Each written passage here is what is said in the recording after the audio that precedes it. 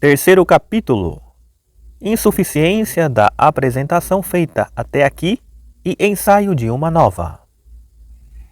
15. Casos que não estão compreendidos nas significações do princípio estabelecidas até aqui. Do panorama dado no capítulo anterior, segue como resultado geral que se diferenciaram dois empregos do princípio de razão suficiente, embora só pouco a pouco e notavelmente tarde, e não sem reincidir, com frequência, em confusões e erros. Um deles para juízos, que para serem verdadeiros sempre tem de ter uma razão. O outro para modificações de objetos reais, que sempre tem de ter uma causa. Vemos que, em ambos os casos, os princípios de razão suficiente autoriza a pergunta: por quê? Propriedade que lhe é essencial. Mas estarão compreendidos naqueles dois relacionamentos todos os casos em que estamos autorizados a perguntar: por quê? Se pergunto por que são iguais os três lados deste triângulo? A resposta é porque os três ângulos são iguais. É então a igualdade dos ângulos causa da igualdade dos lados? Não, pois aqui não se trata de nenhuma mudança, portanto de nenhum efeito que tenha de ter uma causa. Ela é mera razão de conhecimento? Não, pois a igualdade dos ângulos não é mera prova da igualdade dos lados. Não é o simples fundamento de um juízo. A partir de meros conceitos, não se compreende jamais que, porque os ângulos são iguais, também os lados têm de sê-lo. Pois no conceito de igualdade dos ângulos não se encontra o de igualdade dos lados. Não há aqui, portanto, nenhuma ligação entre conceitos ou juízos, mas entre lados e ângulos. A igualdade dos ângulos não é razão imediata para o conhecimento da igualdade dos lados, porém apenas mediata, ao ser razão do ser assim. Nesse caso, da igualdade dos lados, porque os ângulos são iguais, os lados têm de ser iguais. Encontra-se aqui uma ligação necessária entre ângulos e lados, não imediatamente uma ligação necessária de dois juízos.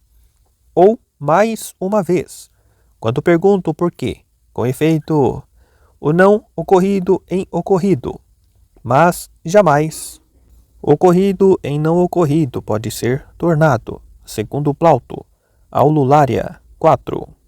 Ou seja, porque então o passado é de fato absolutamente irreparável e o futuro inevitável. Isso também não se deixa estabelecer de modo puramente lógico, a partir de meros conceitos, e tampouco é questão de causalidade, pois esta domina apenas aquilo que se dá no tempo, não o próprio tempo, mas não foi por meio de causalidade, e sim imediatamente por meio de sua mera existência mesma, que a hora atual, cujo ingresso, todavia, era inexorável, precipitou a hora escoada no abismo sem fundo do passado, tornando-a para sempre um nada. Isso não se deixa compreender nem esclarecer por meio de meros conceitos. Pelo contrário, nós o reconhecemos de modo inteiramente imediato e intuitivo, exatamente como a diferença entre direita e esquerda. E o que disso depende? Por exemplo, que a luva esquerda não serve na mão direita. Portanto, uma vez que nem todos os casos nos quais encontra aplicação, o princípio de razão suficiente se deixam reconduzir à razão e consequência lógica, e a causa e efeito. Então, nessa divisão, não pode ter sido satisfeita a lei da especificação. Contudo, a lei de homogeneidade força-nos a pressupor que esses casos não são infinitamente diferentes, mas têm de poder ser reconduzidos a certas espécies. Antes que eu tente agora essa divisão, é necessário determinar o que seria próprio do princípio de razão suficiente, como seu genuíno caráter em todos os casos, pois o conceito de gênero tem de ser estabelecido antes dos conceitos de espécie. 16. A raiz do princípio de razão suficiente. Nossa consciência cognoscente, surgindo como sensibilidade externa e interna, receptividade, entendimento e razão, divide-se em sujeito e objeto, e não contém nada além disso. Ser objeto para o sujeito e ser nossa representação são a mesma coisa. Todas as nossas representações são objetos do sujeito, e todos os objetos do sujeito são nossas representações. Ocorre, então, porém, que nossas representações se encontram numa ligação regular e a priori determinável segundo sua forma, graças à qual nada é por si subsistente e independente. Também, nada de singular e destacado pode se tornar objeto para nós.